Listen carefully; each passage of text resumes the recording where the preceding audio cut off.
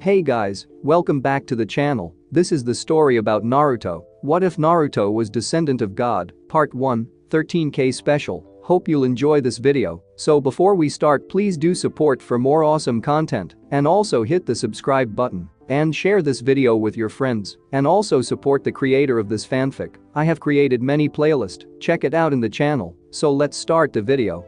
Konohagakure no Sato. 10th of October.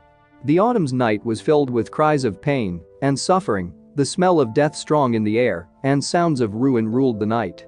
Tonight was the most devastating day for Konoha, for it had come under the attack of the most powerful and dangerous of tailed beasts, Kyuubi, or nine-tailed fox.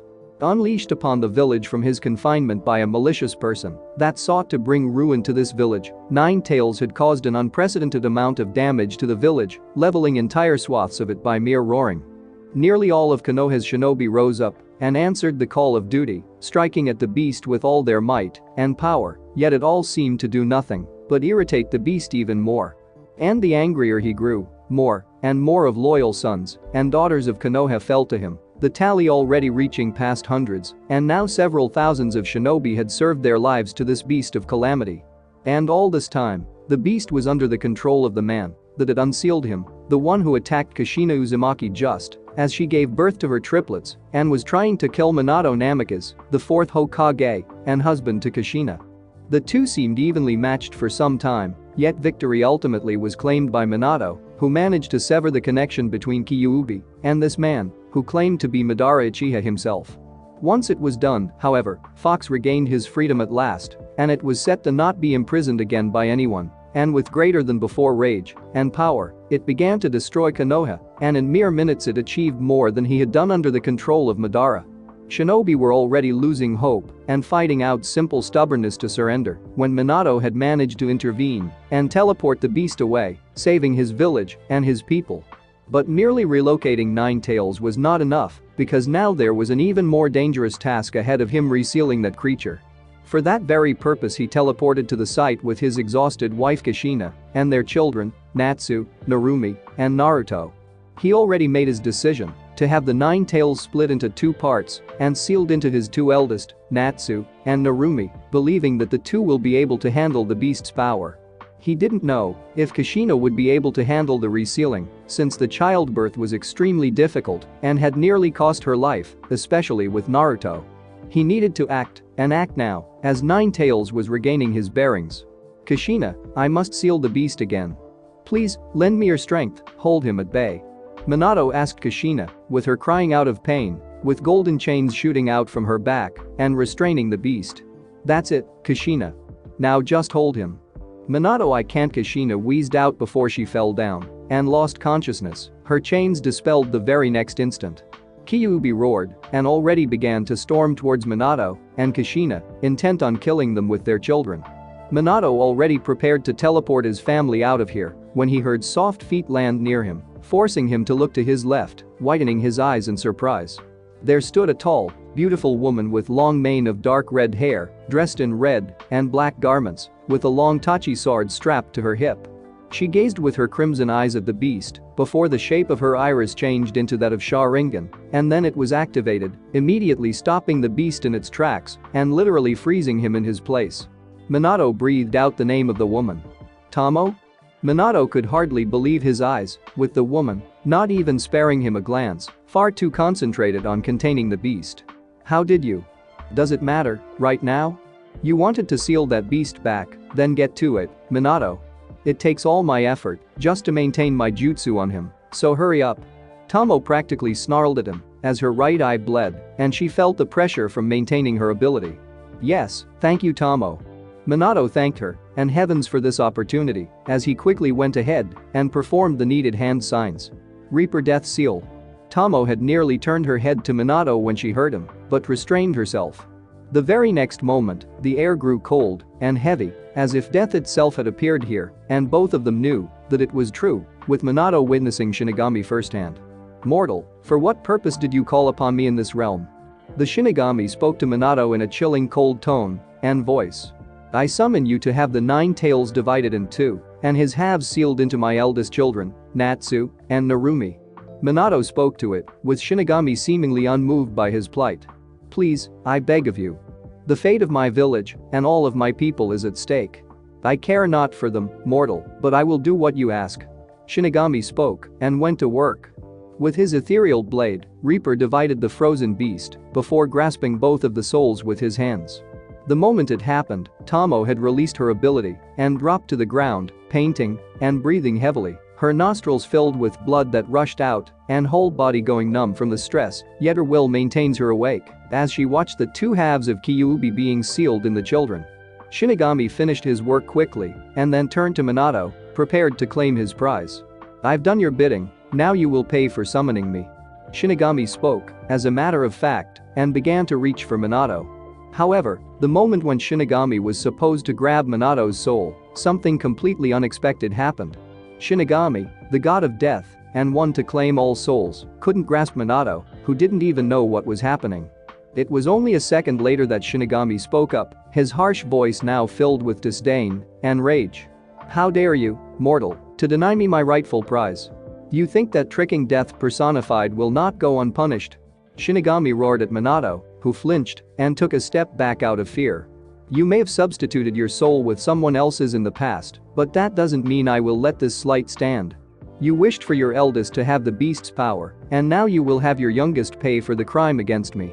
The ghostly hand shot towards the crying Naruto, grasping him. "No." Minato tried to stop the Shinigami, but was unable as he was frozen in place. Shinigami reached for the child's soul and was prepared to take it for himself right away, but another thought crossed his mind, born out of malice and anger. Instead of claiming the child right away, he shall make this mortal suffer and watch as his child is taken by death, piece by piece, while he is unable to do anything. Shinigami grasps Naruto's soul and brands it, immediately putting a stop to Naruto's cries as a small piece of the child's soul is taken by Shinigami as an appetizer. Once he has done so, he turns to struggling Minato and speaks once more.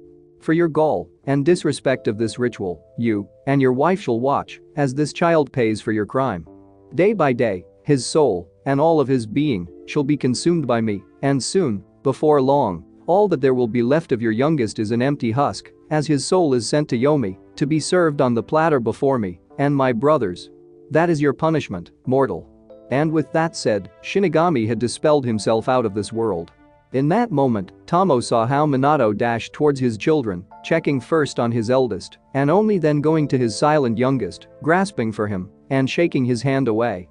Tomo knew not what had transpired between Minato and Shinigami, but she understood that whatever had happened, Naruto was now the one paying the price for dabbling with powers beyond men's control. It was only then that she had allowed herself to be taken by weakness and fell, closing her eyes. Unknown to all mortals, Bidou, and even Shinigami, there was one more spectator of this event, one that paid extreme attention to what had transpired.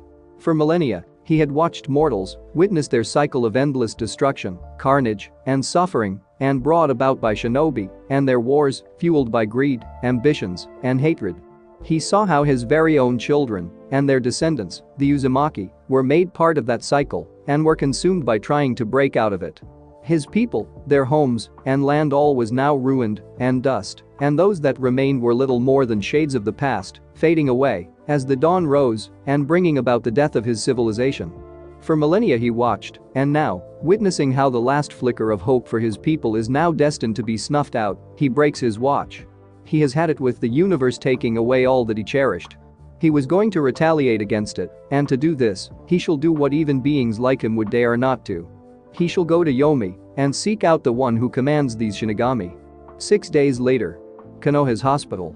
"Well, it looks like your blood pressure is normal, and all of the other tests show that you are free to go home, Tomo." Tsunade Senju spoke as she looked at the file while Tomo had breathed before starting to dress up in her usual garments. "However, I would like to remind you that because of your prolonged usage of your Sharingan and seeing the condition it has left you in, I have sent the report to Hokage. You know what that means, don't you?" "You don't have to tell me, Tsunade, I long realized that my days as a shinobi were coming to an end," Tomo said with some resignation in her voice as she pulled up her jacket. "How bad did it progress this time?" "Not as much as I had feared and more than I actually hoped," Tsunade admitted. "You should be fine to utilize chakra and most jutsu, even genjutsu, but any utilization of Sharingan not to mention Manjikyu, and the prognosis isn't looking great. You were still good to go 6 days ago, before the attack, but now let's just say that you are at the limit of your allowed health. Use Sharingan or even activate it, and then it'll probably be it for you. Tsunade told Tomo, who fastened her sword on her hip. Tomo simply nodded to her, grateful that she didn't lie to her, and understanding that she was right. She herself had been about it for a long time now, ever since the war had ended, and she was left with nothing but emptiness and void, as well as regrets, sorrow, and pain that still lingered in her heart. At least in war she was able to quell her sorrows by drowning them in sounds of battle and death, where she earned her nicknames of Devil of Konoha and Death Queen of Konoha. And those two were just the most famous titles by which enemies of Konoha, and what few friends she had knew. Tomo Uchiha, one of the most dangerous and deadly shinobi on the face of earth, and a recognized strongest Uchiha in village. Widely believed to be an equal in power and skills to Madara Uchiha in his prime, there are very few who would want to make an enemy out of one kunoichi that made Kushina Uzumaki, her former teammate and rival, look weak by comparison. Yet, for all her power, accomplishments on the battlefield, and her service record to Konoha that rivaled that of Minato and Kushina combined, Tomo wasn't as fortunate in life as were former teammate and the man that she once loved and now was married to that said teammate. She was born to Yumiko Uchiha and Raikou Senju, the only son of second Hokage Tobirama Senju, from whom she inherited her innate abilities and strong chakra. However, unlike Tsunade and her brother Nawaki, Tomo was born out of wedlock and therefore wasn't recognized as part of Senju clan, while Uchiha clan wanted nothing to do with a bastard child of second Hokage. Add to that her mother dying a few days later due to childbirth complications, and her father being murdered on the mission by the third Raikage, Tomo was left alone in this world just a few days after coming to this world. Both Senju and Uchiha wanted to be rid of the child, whom they viewed with contempt and disdain, but before anyone even dared to take a step towards her, Mito Uzumaki, widow of first Hokage, stepped in and took Tomo as her own. She didn't listen to anyone when they demanded that she leave the girl alone, and when she started hearing threats being made towards her, she silenced everyone that even dared to look funny towards Tomo. First Jinchuriki of Nine Tails was a woman of formidable character, one that not even Hashirama and Tobirama dared to challenge, and other Senju clansmen had to remain silent. Mito raised Tomo as if she were her own daughter, and to this day Tomo remembers Mito only as a loving daughter would remember her caring mother. Aside from teaching Tomo secrets to the arts of shinobi and developing her natural skills in elements and swordsmanship, Mito passed on to Tomo her knowledge of sealing arts, something that was only shared among the Uzumaki. Before her passing, Tomo had managed to master most of what Mito had given to her, making her one of the best masters of sealing arts in existence. A natural genius, raised in the ways of Senju, with powers of Uchiha and knowledge of Uzumaki, Tomo was practically destined for greatness, yet all she wished was to stay by her mother's side. Unfortunately for her, that wasn't to come, as when Kushina arrived at the village, the Nine Tails was sealed in her, with Mito now being on the brink of death. The last moments of Mito were spent with her daughter, calming her and telling her how happy she was to have such a wonderful daughter. Mito passed away in Tomo's embrace, and since then, Tomo was left alone again. Uzumaki Princess had made a will in which she named Tomo as her heiress and made sure that everything that Mito owned, including her great library, was left with Tomo. However, the village and third Hokage refused to grant that last request of a woman that had given her entire life to this village, and so they've decided to divide it between Tomo, Kushina, and village itself, or more appropriately, greedy counselors and Hokage that wished to get their hands on what Mito owned. To this day Tomo hadn't forgiven them for this slight, while Kushina hadn't forgiven Tomo for what she considered to be theft of what was rightfully hers. It is safe to say that their relations were never amicable past that point. Years followed after Mito's death, and, as the new war came, so did Tomo come to shine and realize herself as a great warrior and shinobi. Her exploits rivaled those of Minato, and where he was simply hated, she was feared. Having quickly progressed through the ranks of shinobi, becoming a genin at 10, chunin at 12, and jonin at 15, with her feats growing in merit and greatness. But it wasn't fame or glory that Tomo sought, but affections of Minato Namikaze, a boy and later man that had captured her heart very early on. She had tried to win his affections, but when she saw that he didn't view her as she did him, and that he was in love with Kushina, Tomo decided to not stand in their way, even if it was very painful for her. She was almost starting to come to terms with her decision when one day, some 3 years ago, Minato actually came to her, looking worse for wear. She knew that Kushina was temperamental and that it could be exhausting handling her, and Tomo honestly didn't even know how Minato handled her when she could barely stand her.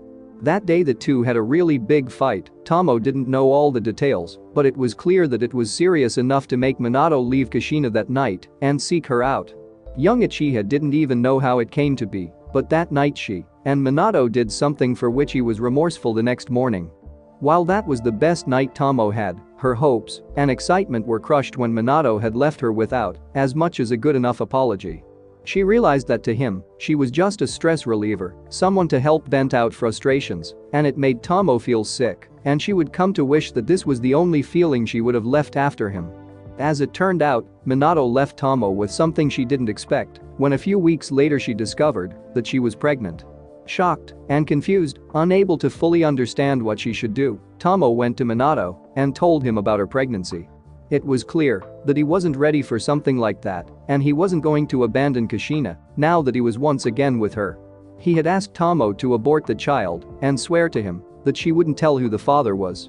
Needless to say, when faced with the real Minato Namikaze, Tomo stated that she won't kill her child and that she will keep it, but she did promise not to tell anyone who was the father. She decided against it because it would only paint a giant target on her back, with Kushina wanting to take the shot.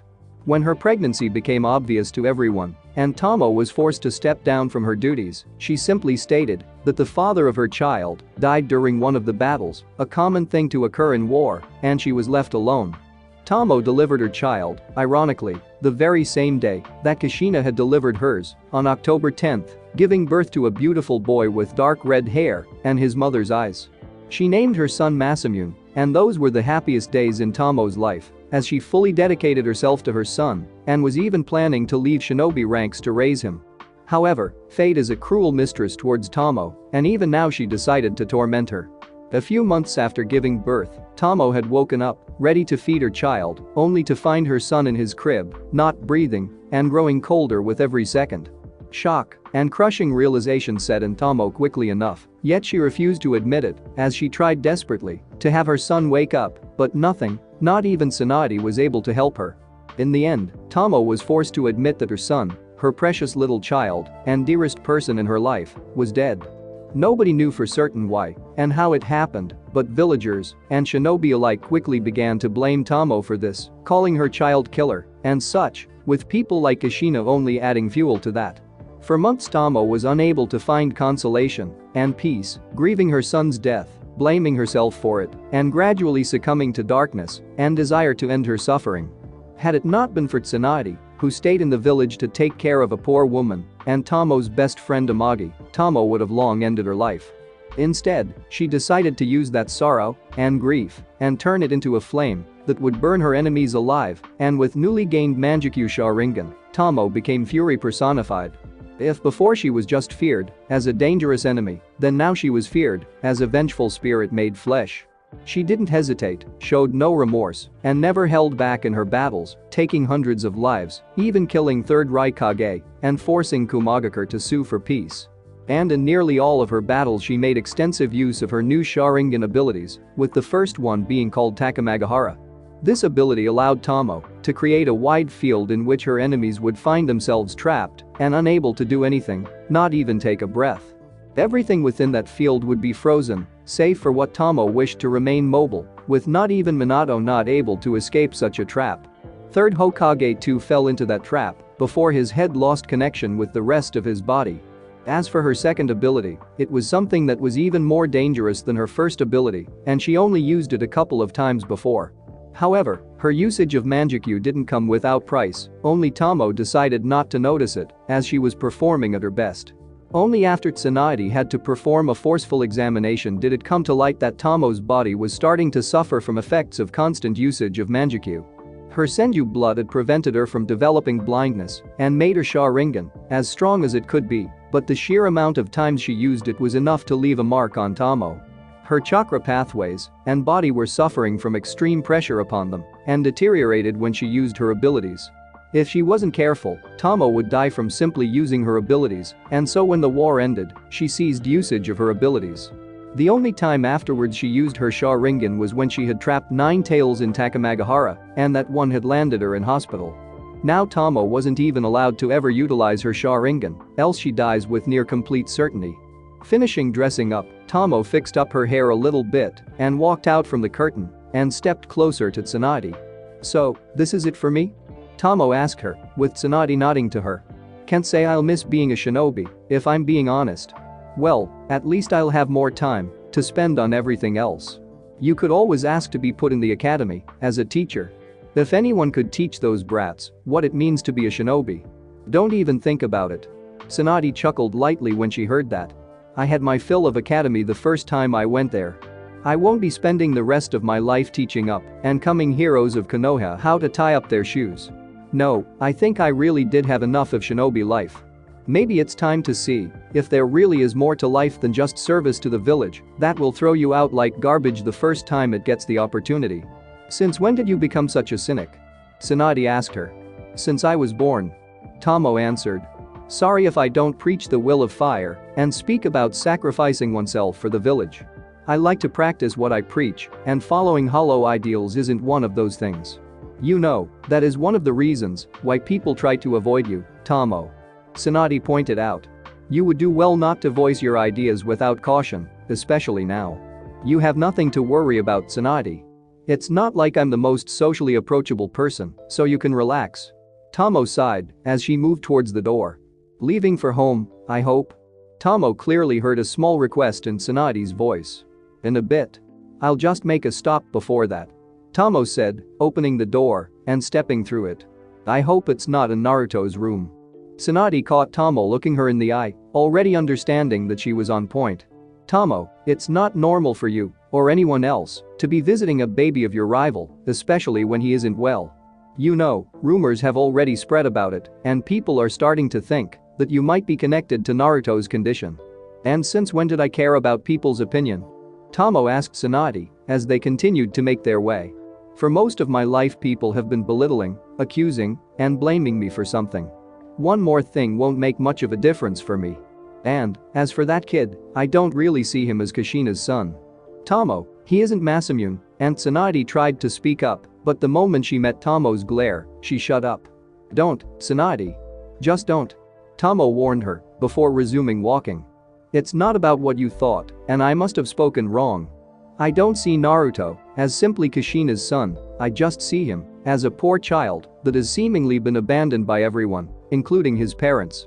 He is constantly under surveillance, and there are nurses and doctors monitoring his condition." Tsunade countered. "I come to him twice a day to check up on him." "Yeah, monitoring, checking up, surveying." Tomo shook her head. "Tell me, how many of you have just come in and just sat there with him, kept him company?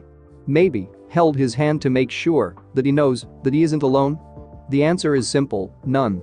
"Sorry if I come off as weird, but it just doesn't sit right with me, Tsunade, especially with his parents not even bothering to be with him for more than a few minutes. Do please remember that Minato is a Hokage and that we've just been through the worst devastation of our village since its conception, and that Kushina is a feeding mother of 2.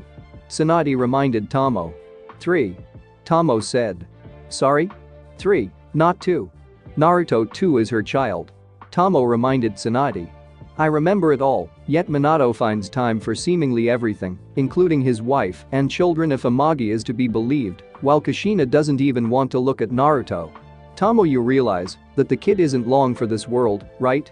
Tsunade said in a saddened tone, with Tomo not reacting to it. "We've done everything we could, I've tried every single medical jutsu I could remember, and yet nothing, not a single thing helps him. He is just dying, and it is devastating for both parents, and they are dealing with it however they can. By pretending that he is already dead and leaving him here alone to pass away in these cold, uncaring walls, surrounded by people who wouldn't even take time to sit with him." Tomo commented with a harsh tone. "I know that he is not long for this world, Tsunade, and that whatever it is that kills him is beyond your abilities. I honestly don't know how he is still going, either through fate's perverse mercy or because of some other reason, but the least we can do for the kid is to make him feel better, make him feel cared for." Dying alone and without anyone around, that isn't a death I would wish for any child. When did you become such a good Samaritan? Sanadi asked her in a slightly annoyed tone. It's called decency and humanity, Sanadi. Maybe you should try it sometimes. It does wonders for a person and soul. Tomo retorted. Indeed it does. The two heard a soft voice ahead of them, making them stop and look at the person.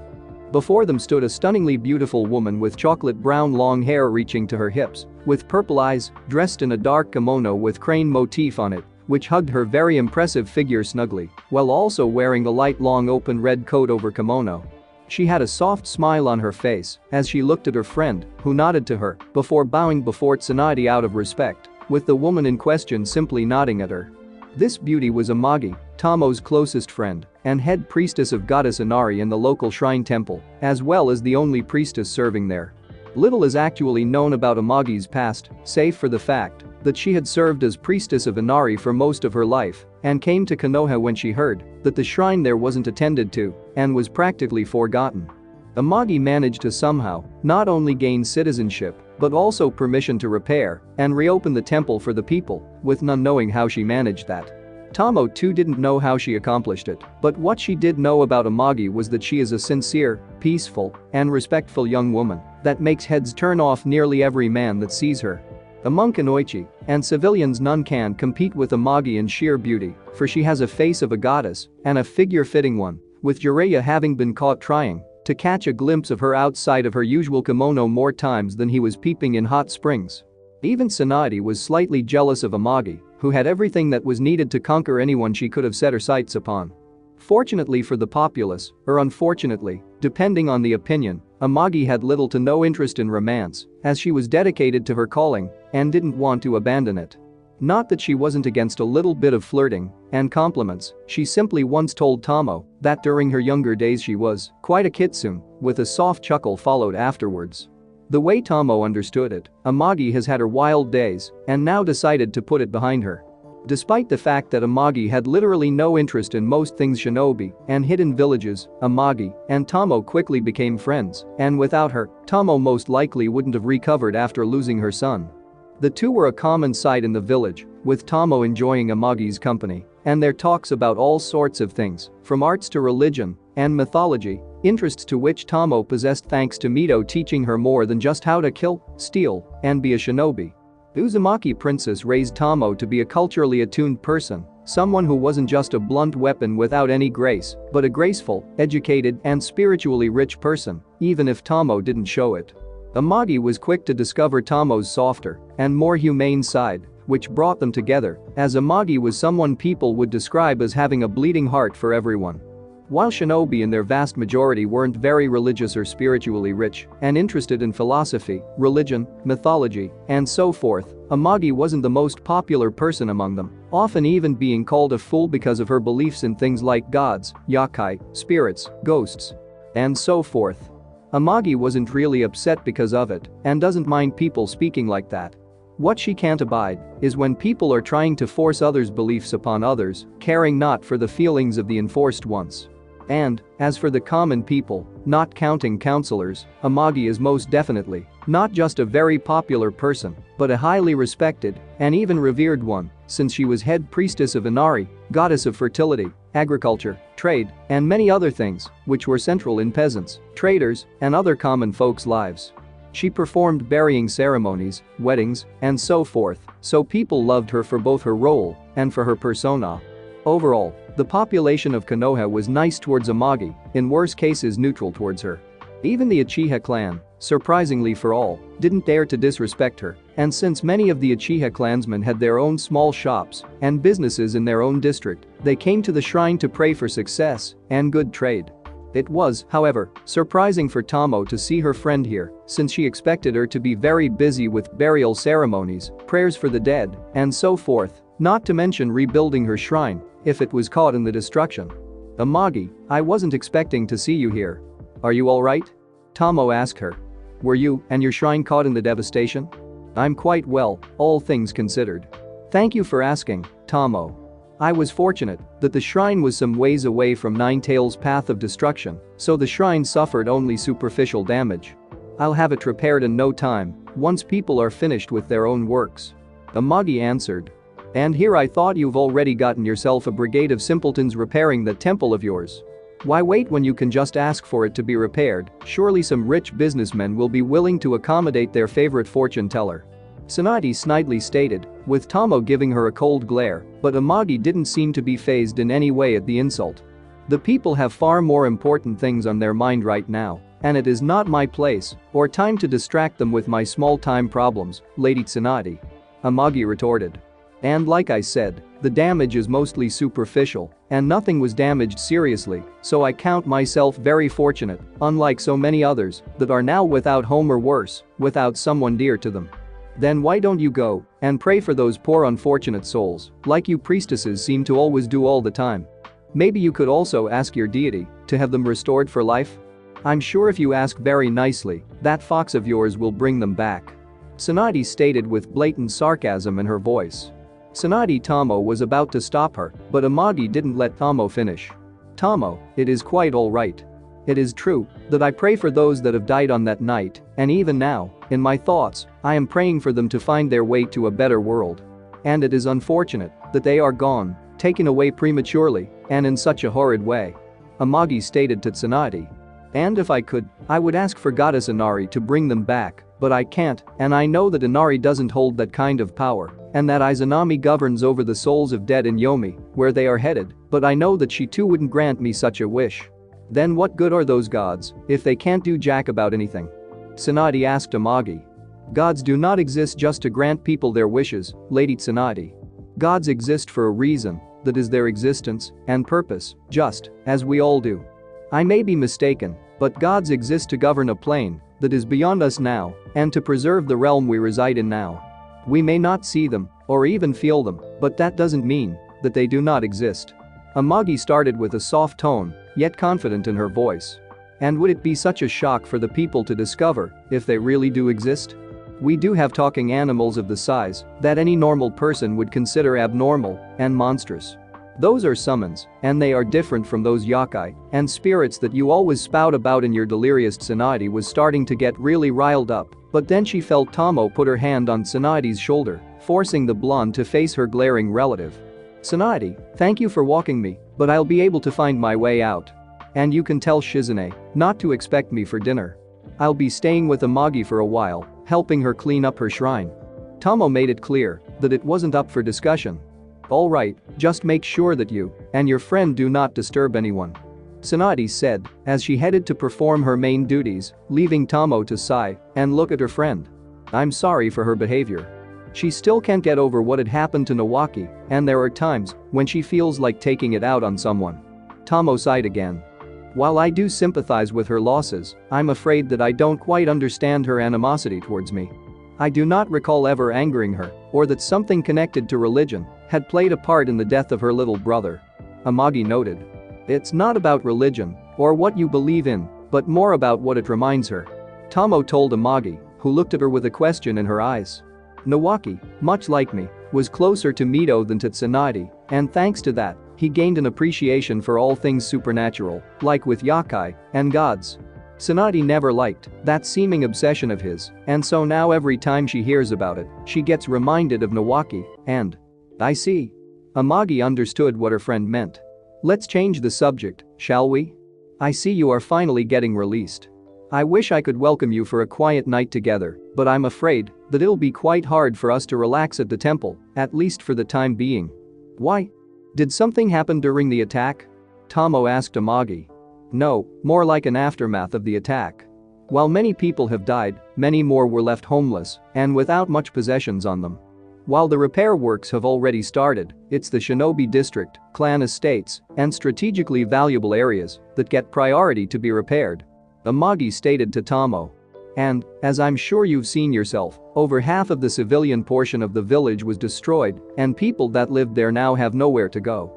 And so, given the fact that the temple and its grounds weren't damaged, I've decided to let those people stay on the grounds until they can go home again. You've turned the temple into a refugee camp for several thousand refugees? Tomo asked, with Amagi nodding to her. Won't Inari be against it? Well, I did say that, in order to appease the goddess, they would have to follow a certain set of rules, like cleaning the grounds, providing help when I needed, and other simple things like that. Amagi noted. And if goddess is displeased, I'm sure I'll be able to convince her that it was for the better of everyone, though I doubt it'll even come to it. Inari is a kind goddess and isn't as temperamental as some other gods. You always speak about her as if you know her, Amagi. Tomo noticed, with Amagi simply giving a small smile to her. I imagine the council appreciates your initiative. I hope they will at least compensate you for going through all the trouble. I don't know. Did Minato reward you for helping him stop the fox when he didn't ask you for help? Amagi asked, with Tomo understanding what her friend meant. I see. But at least the people will know whom to thank when their own supposed representatives have turned their back against them, Tomo said, as she continued walking. I think I'll still stop by, at least to see how things really are. Be my guest, Tomo, you are always welcome there. Forgive me for asking, but are you in a hurry to meet someone? Amagi asked her, with Tomo glancing at her. I've noticed that you aren't heading for the exit. Is there someone you want to see before you leave? There is? Tomo nodded to her. I'm not sure if you've heard, but while I was recovering here, I've started to pay visits to Naruto, Minato's, and Kushina's youngest son. Tomo said, with Amagi nodding to her. I know that it sounds kind of strange to do such a thing, but that kid, when I look at him, I can't just shake off the feeling that he feels lonely and is scared. Despite how he looks, you may just start calling me crazy now, Amagi. If acting sympathetic and humane towards those that for some reason are left alone when they are not well, then being crazy isn't so bad in my mind, Tomo. Naturally, Amagi didn't judge Tomo. I've heard about the poor boy and his strange illness. Many claim that it is a curse sent upon the child by the Bijuu for imprisoning him and his brother and sister. Lord Hokage and his wife haven't confirmed or disclaimed those rumors, so nobody knows for certain what is going on with him. Doctors and Tsunade don't know either, and the kid just seems to fade away with each passing day. He is getting weaker every day, and it appears that he might just pass away tomorrow or the day after tomorrow, if what I heard is true. Tomo said with sadness in her voice as they were nearing the child's room before Tomo turned to Amagi. Amagi, what do you know about the Shinigami? The gods of the dead and reapers of souls? They are creatures that reside in the realm of the dead, Yomi, and serve the goddess of death and creation, Izanami. They are charged with seeing the souls of the dead being sent to either hell or heaven, as well as collecting them from the mortal realms. Most of the time they operate outside of the reach of normal people, unseen by them. Amagi told Tomo. But I know of a few cases where they were purposefully summoned, but every summoning of the Shinigami is a certain death sentence because the summoner is killed by Shinigami afterwards. Tomo concluded. Amagi, do the legends tell of any way to summon a Shinigami but not die afterwards? Say, shift the price on someone else? Tomo, summoning a Shinigami is always a one-way trip, no matter how you try to trick it. Amagi said in a serious tone of voice. I have heard of one legend where a man had managed to survive such a thing, but it didn't happen because Shinigami was merciful to him. The man in question had previously awarded himself off of Shinigami, but I do not know how he had done it. What I do know is that later on he had to bury his wife as the Shinigami had taken her from him as a payment and because it felt slighted by being denied its price. Tomo, why are you asking me all of this? Being denied the prize? I'm asking you because on the night of the attack, Minato had used the Reaper Death Seal, a sealing jutsu that summons a Shinigami to create a seal of incredible power. Tomo stated, much to the shock of Amagi. I know how to perform it too, and I know the effects, but that night Minato didn't die, but I have a feeling that it is Naruto who is paying the price now. It may very well be so. Shinigami are dangerous creatures to deal with. Is this the child's room? Amagi asked, with Tomo nodding to her before opening it. There, in a sterile clean room, strapped to the monitors, on a medical bed, lay a small unmoving child with pale skin, closed eyes, and just barely seen breathing. He didn't wail, cry or even move a muscle, and just simply laid there. A dark red patch of hair with streaks of white adorned his head, with eyes shut, and it created the appearance of the child being asleep. Tomo knew that it wasn't the case, and that the child was simply too weak at this point to even open his eyes, as she moved closer to him, taking a seat near him, and very gently putting her right hand upon Naruto's little arm. He was colder than she remembered him to be, but every time she visited him, he felt colder than previously. Back when she first visited him, he still looked at her with his blue eyes, but yesterday he wasn't able to open them and couldn't move a muscle. Now he couldn't even react to her, but somehow Tomo knew that Naruto felt her presence. She looked at him with sympathy in her eyes before shifting her gaze at Amagi before freezing. Amagi stood just there, her mouth agape and tears coming to her eyes, hands shaking as she walked closer to the child. By the gods, how could something so cruel have happened to a child? Amagi asked in a shock, with her purple eyes looking directly at Naruto, as if seeing something that none could see. Amagi? Tomo asked her. What? Is there something wrong? Something wrong? This child has been branded by Shinigami, Tomo.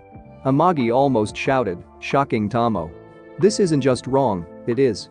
It is monstrous. What do you mean? What does it mean, being branded by Shinigami? Tomo asked of her, with Amagi calming down a little, before quickly closing the door into the room.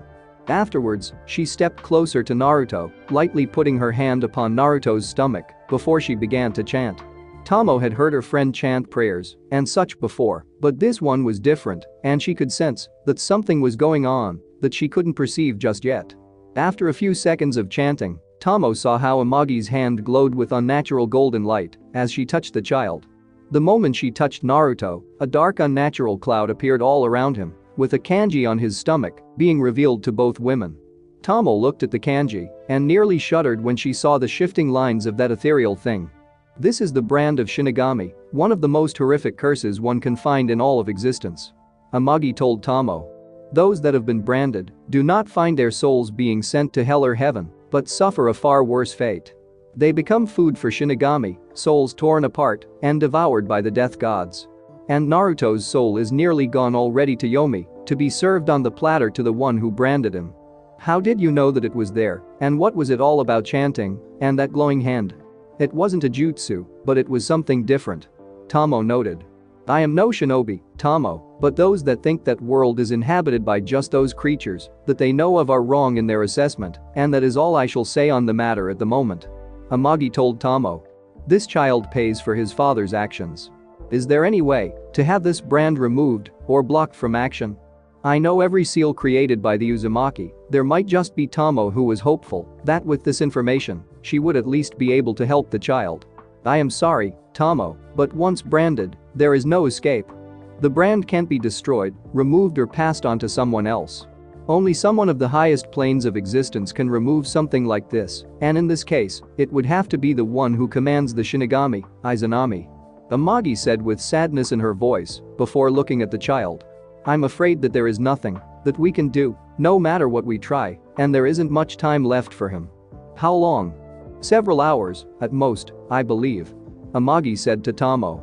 Then the least we can do to him is keep him company, at least so he wouldn't be so scared. Tomo said with a resigned tone, with Amagi agreeing with her, sitting next to the child. If only the two knew what was happening in the higher plane of existence. Different plane of existence. Yomi, land of the dead. Dark and inhospitable, where all that was living could not exist under any conditions, that was Yomi, the realm of the dead, and where all souls eventually found their way. It truly lived up to its name, for the realm thrived in shadows, plains where deadliest and poisonous grass grew, with trees wrecked with death, and where only creatures that are spawned here can survive. No living mortal should step into Yomi, lest they seek to remain here, only in the form of its occupant, or a ghost in other words, and not every god or goddess braves these lands. But the one who was walking down the road leading to the dark castle situated right in the middle of this endless and desolate realm. It was a tall man of a godly physique, with long, luscious black mane of hair reaching to the middle of his back. His eyes were the color of gold, with a third eye closed on his forehead, with 3 lines crossing it. He had a beautiful face of a man in his late 20s without a speck of flaw upon his fair skin. His torso was exposed, revealing a body that any woman would drool over, with black pants and sandals covering his legs. He walked with a spear, or more specifically, a trident, in his right hand, made pitch black material, and with a golden central spear adorning it. He traversed the realm of Yomi long and hard ever since he departed from the realm of mortals, but he was now near his destination, and he was going to see his will be done. In front of the traditional-looking castle stood guard numerous ogre-like creatures, massive in size and easily dwarfing the man.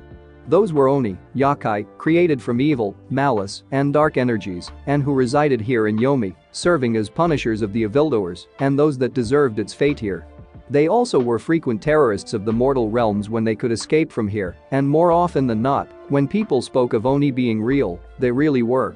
Armed with giant clubs, axes, swords, and all that was fit for their size and stature, a literal army stood watch before the castle, with its commander now approaching the traveling person.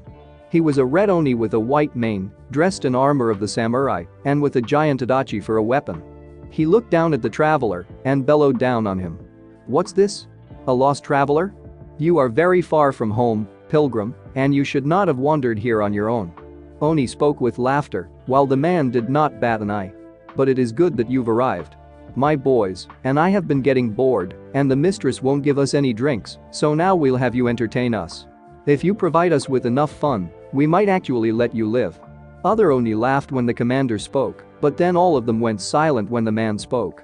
"I've come to see your mistress." "Step aside, Oni." The traveler's tone indicated that he was serious. "Huh?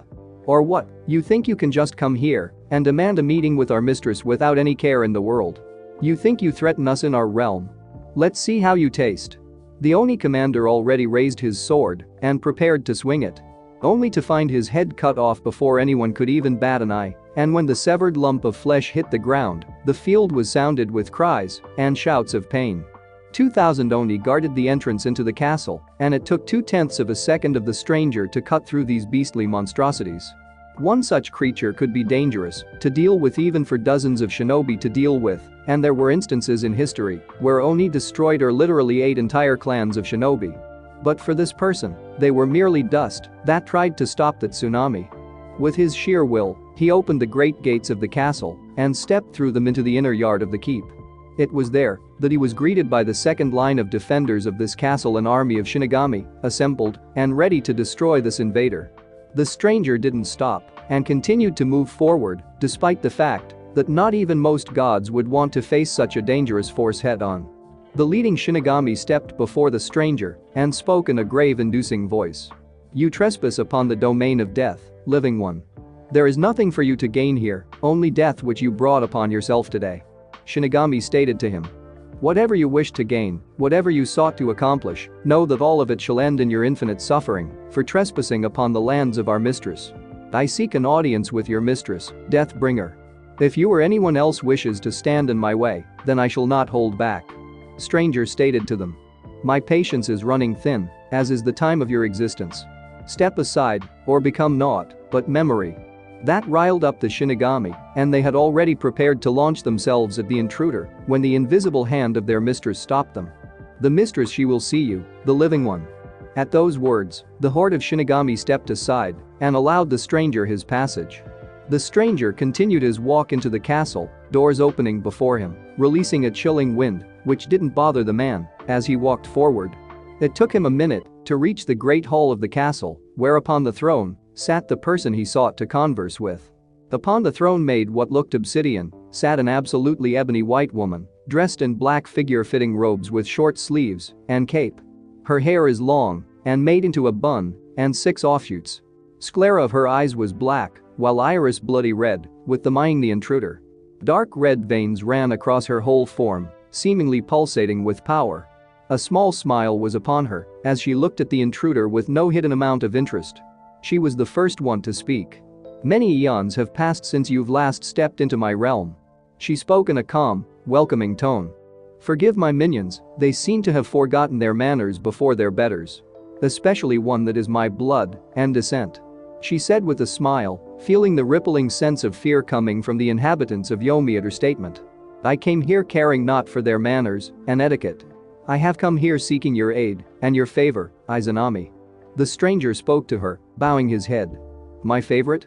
Now why would I ever deprive my grandson of my favor?" she asked rhetorically before she rose from her throne and walked to him. "Now, raise your head, Shiva, and tell me, what does the god of destruction and creation wish for the goddess of death and creation?" "I've come to you from Sekai, the realm where." Shiva instantly saw how Izanami's face twisted from anger at the mention of that world. Where Kaguya had gone, and where she, along with your brothers, had dared to upset the natural order of development. That realm still reels from the devastation they brought with their battle, and the consequences I need not tell you just what the consequences are, don't I? Izanami clearly saw how a flare of anger flashed in the golden eyes of her grandson. I've seen and felt how my world suffered and nearly was destroyed when my mother and brothers had battled. I was the one that saved it and humanity from being destroyed, do not remind me of it. And I have not forgotten the catastrophe that was Hagoromo's sons. Shiva clenched his trident a little harder. Indra's pride, Ashura's carelessness, and Hagoromo's ignorance had plunged my world into a cycle of endless warfare and death, which saw mankind stagger and stop in their development. Even my people were destroyed in that mauling cycle, which saw my wife cry tears for 10 years, so do not remind me of the consequences, Izanami. I've come here to see that mess finally rectified. Shiva stated with conviction to her. Oh, so you are finally willing to do it? I must admit, Shiva, I am a little surprised and shocked that it took you so long to get to this point. Izanami admitted to him. Care to tell what caused such a sudden shift in priorities? You were once a supporter of their natural development, so to speak, but now have you realized that those mortals won't change themselves? Or have you seen the threads of fate weave into one outcome for them? All of the above. Shiva was admitted to Izanami. As you are aware, I am capable of perceiving the possible outcomes of the future, and because of that, I've come to you, Izanami. Threads weave into one distinct ending for Sekai, and that is the death of humanity. No matter the variables, the outcome is the same, and it remains that way, for humanity, or rather, Shinobi, will not change their ways, no matter how they try. Not even that man, Hashirama Senju, was able to change them, or change the cycle. All he had done was enlarge the scale and drag my descendants into that chaos. I am sick and tired of watching it go on, and I've come to break this wheel. And how do you wish to break it, HM? What do you need from me? Permission to destroy it?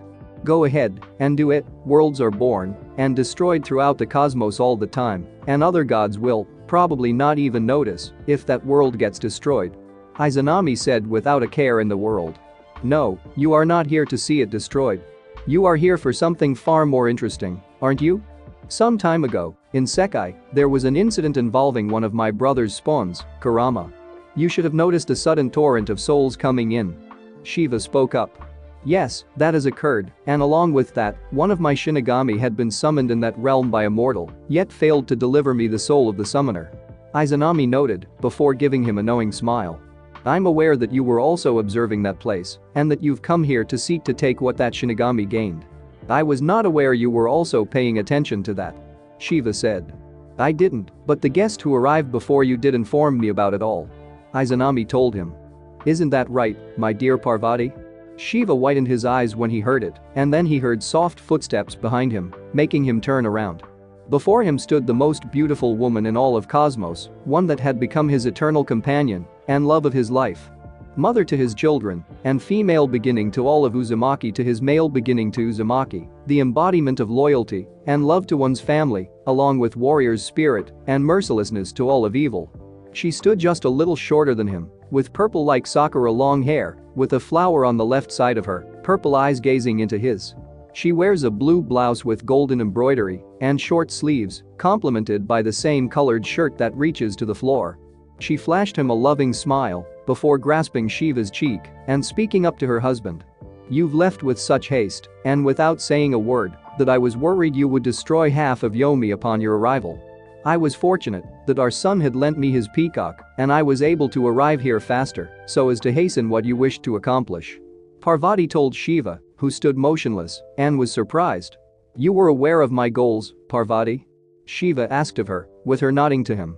Your thoughts are well known to me, and it is no secret that you grieve for the death of Uzumaki people, just as I do. Parvati said, with a single tear coming out from her eye. Not a moment goes by that I do not return with my thoughts to them and what became of them. They were swallowed up by the corrupted world and grinded into ashes because they were different from the rest of them and tried to break out of the cycle. Do not forget that I was there when my children fell and that it was I who claimed the heads of all those that dared to set foot upon our isle.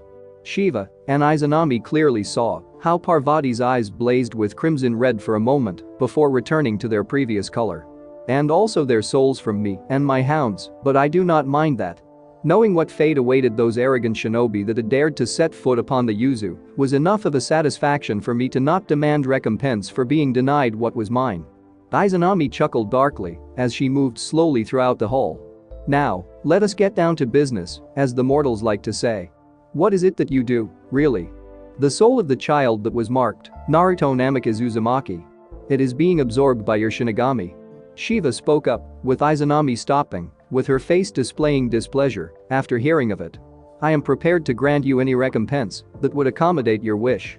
The matter isn't in just recompense, but rather in the fact that the part of soul of that child that was taken thus far has already been consumed by that Shinigami. Izanami stated to them, shocking both Shiva and Parvati. What? For the first time since coming here, Shiva allowed himself to lose what little self-restraint he had, which resulted in the entire floor of Izanami's castle being now cracked and damaged, but it was instantly repaired at the will of Izanami. The Shinigami in question was so irked and angered by what he considered to be a personal offense and theft that he didn't wait for the soul to fully reform in Yomi. Instead, he satiated his hunger upon it when it got here, piece by piece. Izanami informed them both. I only learned of it when I decided to check it myself. That upstart didn't even pretend to be sorry, relishing the flavor of that child's soul, and for that I ended his existence. I do not have any need in cruel sadists that care for their own pride than doing their duties properly. Unfortunately, it still means that the rest of the boy's soul is lost, and the last part that shall be arriving here soon will become food for my Shinigami. And even if I were to lift the brand off of him, he would still die mere days later, given the fact that his soul is so fractured and small. He would return here to be reformed and then later to be reborn. Such a shame for this poor unfortunate soul to die so soon twice in the row, and all because of the same people. Then, there is nothing to be done? That child, can't we save him in any way? Even if Parvati was starting to sound like she was losing hope until Shiva spoke up. No, there is still something that we can do, Parvati, and we will. Izanami, lift that brand off of him. Shiva demanded of her, intriguing her with his conviction. His human soul may not long for the mortal realm, but that doesn't mean that there isn't time to save him. And how would you do it, my grandson? Izanami asked him, with Parvati looking curiously at him. The same way that the Uzumaki people came to be in the first place, we will directly grant him our blessings. Shiva stated to Izanami, surprising her and Parvati. The same way you've made Kaguya and her first husband your children. We will adopt him. You would do this to that child, only to see your desires fulfilled and to see that world changed? Izanami saw that her grandson had glared at her, implying that he was heartless. No, there is something deeper than that. Could it be that you feel guilty for not preserving your children and wish to atone for your sins through him? Would we go as far as to disregard the decree of other gods about our neutrality in the lives of mortals? Would you really break the established balance, Shiva, when you were the one who swore to uphold it? I swore to uphold the cycle of life, the infinite process of change and evolution of life. Sekai suffers from stagnation and cyclic existence that serves only further the system of death, destruction, and corruption. The people have lost their harmonious way of living with nature and can't even see the fullness of their world. Shiva said with a mix of sadness and anger in his voice. Parvati moved to comfort him. The so-called balance you've spoken about, Izanami, is a perversion of change and an aberration. My brother had believed that humanity could harness chakra and use it to come together, disregarding the fact that humanity wasn't ready to be entrusted with such power. His sons had shown the flaws of his ways when they started the cycle of death. I've had enough of their mistakes destroying the world and humanity, and I have had enough of living with guilt of not saving my children. My last child now lies dying, and I will not abandon him. Such conviction and strong words, just the things I would expect to hear from you, Shiva. Izanami said to him with a small smile. Very well, I shall lift the brand, and I'll even help you too with your idea by adding a little bit of myself into your mix. That shocked them both. You will? But what do you stand to gain from it, Lady Izanami? Parvati asked her. A new grandson, from the start, and to give that poor soul a far better chance of surviving in that treacherous world. Not to mention someone I could spoil rotten like a grandmother. Izanami said at first amusingly, as she sat on her throne. But aside from that, I too would like to have my vengeance upon the destroyers of Uzumaki. They were of my bloodline, and unlike my former husband, I do not forget and forgive such things. And that child will be able to satiate my need for retribution, but even right now, I already stand to gain what I had wanted for eons, but couldn't reach. Izanami looked with a knowing eye at Shiva, who suddenly understood what she wanted. You would have me deliver you the souls of my brothers and their sons? Izanami Shiva was about to argue with her, but she interrupted him. You wish to have that child saved, and you've said that you would do anything for it, haven't you, Shiva? Then prove to me now that those were not just words, right now. I know that you've sworn off from touching your brother's souls and children, but we both know that they are still responsible for the chaos that plagues Sekai, and they continue to remain unpunished. At least, some of them still do so. Izanami said to them. Hamura's line has extinguished itself, and his soul has passed through my realm already. So that leaves you, Shiva, with only 3 other souls to collect for me. So what shall be your decision, my grandson? Shiva looked right in the eye of Izanami, reading a direct challenge to his convictions and determination, and there was a struggle between his desires and memory of the past.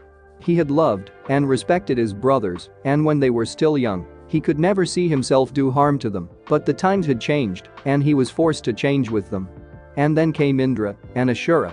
They had destroyed what little chance humanity had for change and harmony by plunging it into the chaos of war.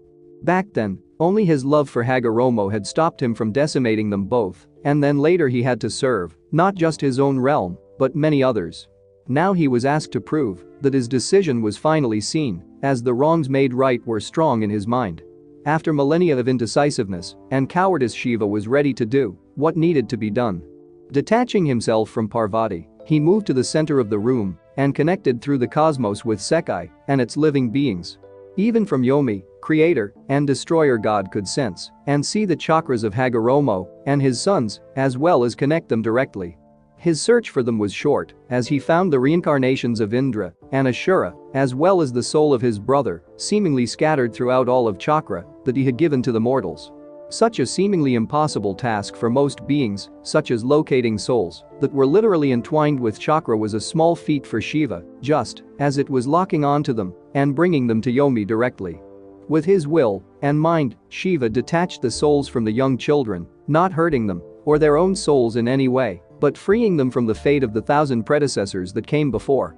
Now they were truly allowed to be what they wanted to be, without Indra and Ashura interfering in their lives and fates through their presence in them. As for his own brother, it took more effort from Shiva, but he did what needed to be done, as Sekai had felt a very tiny rippling effect upon itself throughout chakra, one that will go unnoticed for most, save for that are strongly attuned with natural energy of Sekai. With those tasks being completed, Shiva opened his eyes and with a light movement hit his trident's bottom upon the floor, summoning the 3 into this realm. 2 circles of light formed in front of him, Parvati and Izanami, and from them emerged 3 figures, all looking as if they were in their prime. Indra and Ashura, looking as young as they were when they had begun their feud, with Hagoromo emerging in the middle of the 2, looking like he was far older than when he had his sons. They looked confused before Hagoromo noticed with his Rinnegan eyes his youngest brother, Shiva, speaking to him. Shiva, where have you summoned us? For what purpose have you ripped us out of chakra? Hagoromo demanded to know before he took the look around himself. This place reeks of death, and is this what I think it is? Father, brother? How are you all here, alive, and so young? Ashura asked them before getting into the fighting stance. Ugh, doesn't matter how you've cheated death, Indra. I'll make sure to end you once and for all. Then stop barking and come at me, you little fool. Indra goaded him, readying himself for a fight, until both he and Ashura were stopped by Shiva, who materialized his divine chains from his back and used them to subdue his unruly nephews. Ugh, what the hell are these? Uzumaki chains. That is quite enough, both of you. You've spent literal millennia in your unending battle, dragging countless souls into the abyss with you, shaping the very future of the world into an unending conflict, and denying humanity a chance to grow past its infantile stages. Shiva stated to them both, holding them firmly in place. Now it is time you faced a punishment for your actions, nephews. Shiva, what are you talking about? Why have you summoned us all here? Hagoromo asked him. He is doing what needed to be done eons ago, Hagoromo. Izanami finally made herself known to the 3, shocking Hagoromo instantly. You and your sons are guilty of quite horrendous crimes, and you've escaped your punishment for far too long. No one has the right to deny me what is mine upon the death of all creatures, yet you've dared to challenge me, as you did. Your two idiot brats chose the path of reincarnation through their bloodlines, while you, Hagoromo, have decided to escape my grasp through the chakra you've gifted to humanity. Clever of all of you, but you've only staved off my wrath until I've gotten a hold of you. Lady Izanami, please, you have to understand that Hagoromo had tried to plead to her, but wasn't allowed to speak. That you still hold hope that your sons, or their reincarnations, will finally mature enough to stop their feud. That they will finally bring the world to peace and prosperity it should have achieved eons ago.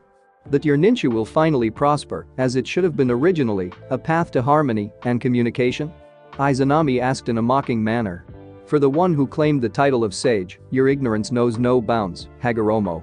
You failed to notice the divide between your sons, created through the disparity in their abilities and talents, and you've not seen how your eldest was consumed by pride and arrogance, festered by your demand in training him, and by that worm, spawned by my daughter. And even when you did see it, what did you do? How did Sage of the Six Paths choose to face the imminent threat to his ways and peace? You chose to step aside and let your sons battle it out, giving your youngest a power to match his elder brother. What an ingenious way to destroy all you've worked for. I meant only for Ashura to stop Indra, not destroy what was built by me and my followers. Hagoromo defended himself. I meant for them to stop, to realize that power and brutality was not the way to achieve peace. They needed to understand it themselves. There were far less destructive and more profound ways to bring your wisdom upon them, but you chose to stand aside like a coward.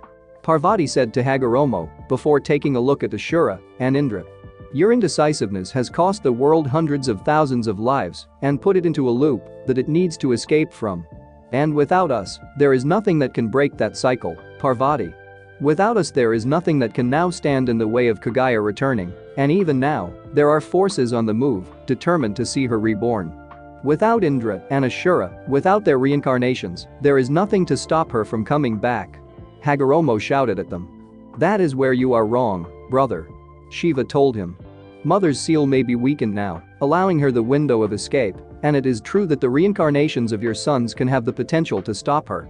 However, that doesn't mean that they hold the chance of changing the world in the way it needs to change. I can perceive that few timelines contain the world that exists after them, fewer even where the world is in some state of peace, but I see far too many visions where this shinobi world is rocked with strife and war unseen before. Yet the possibility for a better world remains, Shiva. Isn't this enough of a reason to let us go? I'm certain that with hope and proper guidance, they will do what you wish, Shiva.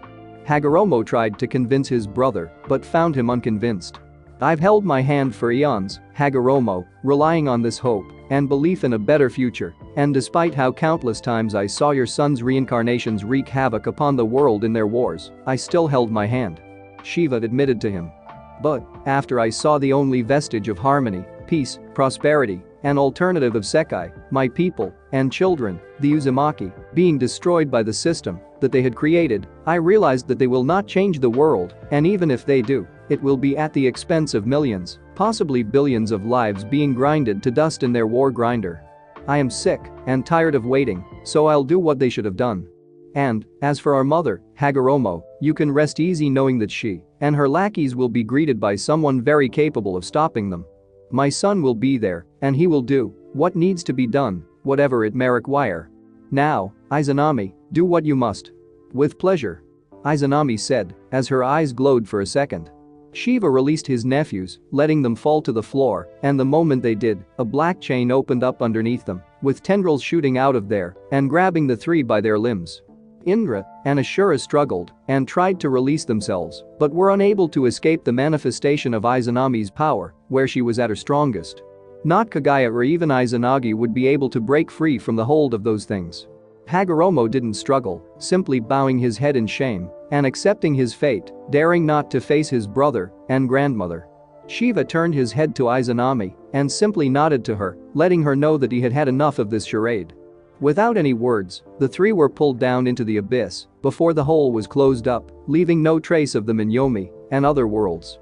Izanami let out a sigh before stepping closer to her grandson and his wife. With a gesture of her hand, she opened up a portal out of Yomi. Now, shall we be off? Time is running short, and if we do not hurry, We may miss our chance to gain a new member of our family," Izanami said as they stepped through the portal. Sekai. Konoha's hospital. Time froze for all of the world as three celestial beings appeared in the hospital, stepping out of the portal and into the realm of mortals. Frozen in place and unable to perceive the presence of gods, humans around them were unable to witness Parvati, Izanami, and Shiva appearing right in front of Naruto, where he was visited by Tomo and Amagi, with the former frozen and unable to perceive them, but the latter. How curious. Izanami said in an amused tone as she saw Amagi rise up from her seat, a shock present on her face and trembling out of sheer fear and being in the presence of three gods at the same time. Calm yourself, servant of Inari. We are not here to harm this little one or you. L Lady Izanami, L Lord Shiva, Lady Parvati what I is it that why you seek in S Sekai? Amagi barely managed to say anything. We seek to do what is needed for this child and to give this world a better future. It is not our intent to harm anyone here. Parvati said softly before turning her head to Naruto. It is our decision and desire to give this child what it deserves and gain what we lost family. Family? Amagi asked again, but she didn't receive any answer as the three deities moved to Naruto and focused their attention upon him. Such a beautiful child, he looks just like our Skanda when he was the very same age. Parvati couldn't keep a smile off before reaching with her hand to the child's cheek, caressing it. Same hair and shape of face, though these white hair do make him distinct. Like the light of the sun creeping in from the red leaves. Fault of my Shinigami, but I think they look rather unique with him. Make him stand out and memorable, which is something I would want in my grandson. Izanami noted with a smile. I suspect that he will be a magnet for women all around him, and if he'll grow up to be even half as dashing and daring as your Skanda, then there is little doubt that women will flock to him without any regards. And he'll probably be all too happy about it. Izanami sent a sly smirk towards Parvati, reminding her about her younger son's attitude, making Parvati blush a little at the mention. He simply inherited a bit more from one of my more extreme sides. Parvati stated with some reservation before she turned towards her husband, who looked intently towards the child. Shiva? Looking at this child, Shiva was able to see into the possible outcomes of all that was to come from this event. He could clearly predict and see how this child will grow up, what will be his fate in this world, and what he saw had made Shiva think about his decision carefully. To place such powers upon a child, to grant even a small part of them to him, would be as risky, as dangerous, and unpredictable. In many futures he saw this child lynched and killed by the very people of this village just because he didn't fit it. In others he saw the father of this child, the so-called Yellow Flash, ordering his execution, seeing him as a threat to the false prophecy. In others, the resentment and anger led this child to the dark path of destroying the Shinobi world, but also creating something far worse than before. Shiva knew that he couldn't allow those kinds of future to come to fruition. But when he saw darkness, he also saw just as much light, and in other futures, Shiva perceived that Naruto would be able to do what he wished of him. He saw him as a warrior, scholar, sage, and ruler, separately and combined, changing the world through hope, actions, and sheer will. He perceived many futures where Sekai thrived and harmony was achieved, and where Naruto rose to join him and other deities, and there just as many where he remained loyal to only his world. Shiva felt hope and harmony in those futures where Naruto was able to forge his own path and come to the future where the world was saved. But along with the good and the bad ones, Shiva perceived just many futures where they intertwined and mixed in together, creating future harmonies and peace that were won or lost through bloodshed and suffering of many, including Naruto. And these gray areas, where his future son would suffer and struggle, were also the most likely to happen. And if Shiva knew something about human nature, then it was how toil and suffering can lead others down the path of destruction and pain, becoming less human and more what mortals perceived as godlike. No, he needed for Naruto to retain his humanity and human nature, morals, and ideals, but he couldn't enforce them upon him. The child will find himself alone, without anyone to turn to in the future, and then there will have to be those that will need to support him. People that were to teach him the value of humanity, those that may open him a path towards life and peace, and Shiva could clearly see that Namikaze and Kushina weren't the people for it. Their futures were intertwined with that of the others, where they were led and manipulated by others and made believe in following a supposedly already set route, which greatly limited their possible outcomes for the future.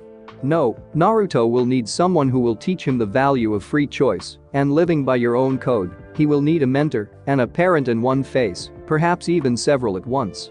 Shiva turned his gaze away from Naruto and then suddenly looked at the woman that was nearest to Naruto, observing her with his eyes. Izanami and Parvati could clearly see that something was going on with Shiva, and they suspected that it was connected to his powers of ultimate perception. After Shiva was done looking at the woman, he looked at still shocked Amagi before speaking to her in a calming tone. Amagi no Tenko. Shiva's voice immediately made Amagi calm down and stop shaking. May I ask you a favor, servant of Inari? Of course, Lord Shiva. Amagi bowed before him out of respect before raising her head. I shall do whatever you may require of me, as long as that doesn't interfere with my duties to Inari. I wouldn't ask you that. Shiva assured her before turning to the child. This child he will be blessed by us three, but that will not secure him a safe and happy life. There shall be great toil and suffering awaiting him in the future, emotional and physical, and much of it will come from the people of this village. He will be seen as something to be resented and feared, treated as someone who deserves not his station in life and status, looked down upon by those that are supposed to be his closest people. He shall perceive things that people disregard as lies and myth, a world in its true colors that men do not see anymore. They will see him as a fool, when in truth he shall be enlightened beyond their abilities. Such things will break any man, and even God at their core. So I ask you, Amagi no Tenko, that you and your friend Tomo Uchiha, that you protect him when the time comes and you see him in peril of slipping out of his humanity. Become what we will not be able to be for him, and what his birth parents won't be for him. This is what I ask of you, Amagi no Tenko. Will you do this for us and for this child? I will, Lord Shiva. Amagi bowed to him, with Shiva smiling at her. You have my thanks. For your friend here, tell her that the connection she has with this child isn't a way for her to dull the pain of her loss. It is what makes her human, and that she should let herself be human. Shiva told Amagi. And told her that she had no hand in the death of her child. A hand of malice, jealousy, and envy took the child's life, one that still lives. Tell her not to seek revenge or vengeance, but to give this child what it will need, for with him lies her peace. Amagi nodded to them as Shiva turned back to Naruto. All three deities exchanged looks with each other before nodding, reaching consensus among themselves before they each placed a hand upon Naruto's body. Shiva's hand landed upon Naruto's head, with Parvati placing her hand on Naruto's stomach, while Izanami placed her hand upon Naruto's heart, reaching with her powers for the brand and removing it from the boy. Once it was done, Amagi felt how all three deities had gifted Naruto with part of their godhood, sensing through the natural chakra how Naruto was being healed and changed at the same time. His soul, fractured and weak, was remade by Izanami personally with Shiva and Parvati granting their essences for the child. Goddess of creation and death added something from herself for the child, a small additional gift to her already generous present. She warded him from ever being claimed by Shinigami or creatures similar to those. While the boy would still remain mortal, he was safe if a being serving to the balance through deliverance of death would take notice of him and try taking his life. In addition to his soul and this ward, Izanami gifted Naruto by changing his body to make him stronger in the future and to fully utilize the powers that were passed down to him as an Uzumaki. He held now potential to become the new progenitor of Uzumaki people, stronger than ever, with all the gifts of their bloodline from Izanami. Parvati too was generous towards her adopted son and gifted him with presents from all three aspects of her being. From her side, as goddess of fertility, love, and beauty, she blessed her son with beauty both outer and inner, which will be seen by others that wish to pursue his affections, along with ensuring that Naruto will not be without a spouse or spouses in the future. Parvati held no resentment towards polygamy, and if her child wished, then he was free to love more than one person. As Durga, goddess of war and protector against evil, goddess gifted Naruto with instinctual understanding of arms and arts of battle, for she sensed that he shall need this in the years to come. With this gift, he shall be able to master any and all weapons that come into his possession with enough determination, will, and desire. And finally, as Kali, goddess of destruction and destroyer of evil, goddess granted Naruto the strength and chakra and ability to use an even more powerful and dangerous energy Kai. To access it, Naruto will need to be open to all of the world around him But Parvati feels that he shall be able to access it, and when he does, even gods will be forced to reckon with him. Shiva's gift was the final one that was bestowed upon Naruto, and it was something that he himself had spent countless years developing sight and understanding of the world around him. With this, Naruto shall be able to perceive the world just like Shiva does, and will also be able to connect with it on the level that has long been lost to humanity. He will perceive the world in such a way that not even those that hide will be able to do so, such as yokai and spirits, and Naruto will be able to see and commune with them. And with understanding of things, he shall be able to see past their appearances and perceive their true natures, just as Shiva learned to do. With this, Naruto will be able to understand this world at a far deeper and greater level than other mortals and sages, and with this, Shiva hopes that Naruto will be able to perceive the world in a way that humans have not seen in ages and will recognize what had happened to it. With these gifts and their essences mixing with Naruto's soul, they were now done, and Shiva allowed himself to let out a small smile before he spoke. "Be well, my son. We will meet again when the time comes," Shiva told Naruto, letting him hear it before him, Parvati, and Izanami departed from the realm. The moment they had done so, time resumed their own course, and all once more began to move, not noticing a thing that had transpired just now. Only Amagi remained aware of what had happened and remembered the task that Shiva had given to her. Though she was loyal to Inari, she couldn't refuse the request of one like Shiva, and Amagi didn't have it in her to say no to him. She shall do whatever it took to protect the child and give him whatever he shall need. Gods may be unable to interfere so directly with the affairs of the mortals because of their task to maintain the balance of creation and let mortals develop on their own, but to see Shiva himself do so, there were going to be great changes in the world from this moment on. Tomo blinked, shaking off a strange feeling that something had just happened and she wasn't able to perceive it. She quickly forgot about it when she suddenly felt movement underneath her hand that was holding Naruto's small arm. She didn't notice at first, but then she saw something that shocked her to no end before her. On the bed laid Naruto, his eyes open and moving, looking every bit as any child should. The only thing that had thrown her off a little was the fact that his eyes were completely different. From the sky blue, they were now the color of golden light. Shock was written all over her face as she wasn't able to fully comprehend how this could have happened. Just 1 second ago, this child was at death's doorsteps, and now. Tomo's shock was instantly gone when she heard Naruto first start to whine, and then when he started to cry out loud. Without a moment's notice, and without even understanding it herself, Tomo disconnected Naruto from the monitors around him and gently laid him in her own arms, rocking him and calming him down. There, little one, no need to cry. Nobody will hurt you or scare you, else I'll make them very sorry about doing it. Tomo saw how Naruto was calming down in her arms, letting out a calmed sigh before looking at her smiling friend. "Amagi, did you?" "I've done nothing with the child, Tomo, of that I can assure you," Amagi quickly told her. "Then how is this even possible?" Just a moment ago Tomo couldn't wrap her head around it until Amagi put her hand on her friend's shoulder and spoke calmly. "I will explain everything to you once we are away from the prying eyes.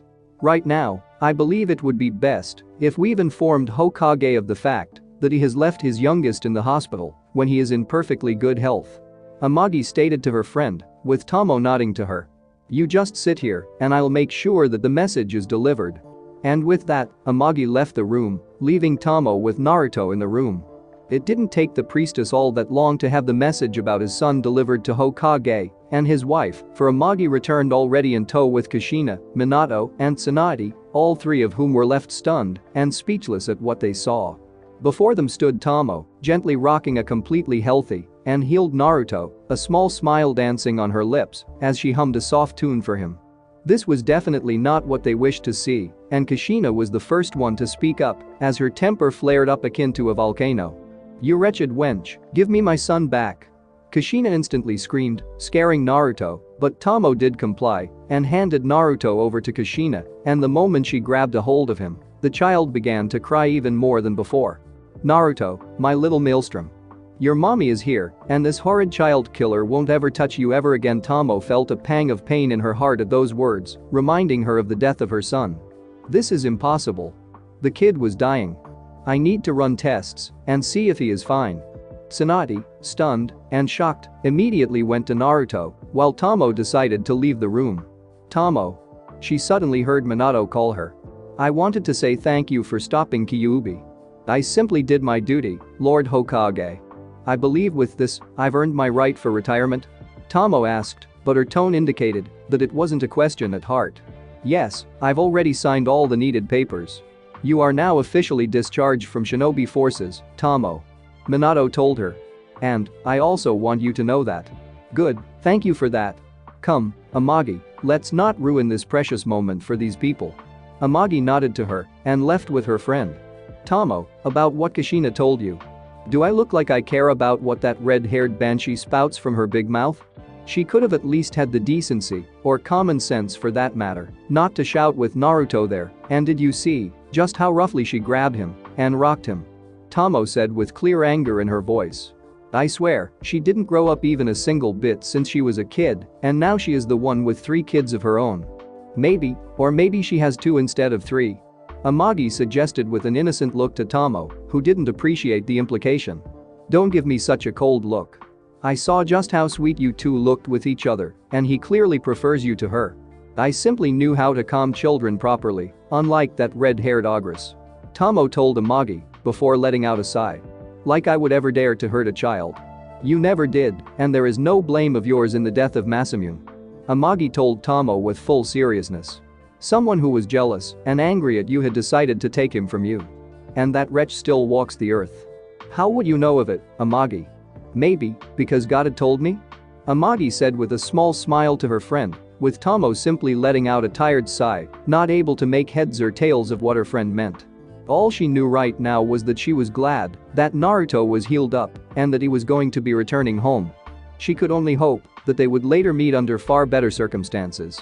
If only she knew what the future had in store for her. Thanks for watching my video, leave a like if you enjoyed my video, and also do consider subscribing to my channel for more awesome content. If you want the next part of this story, let me know in the comment box. See you next time, till then sayonara.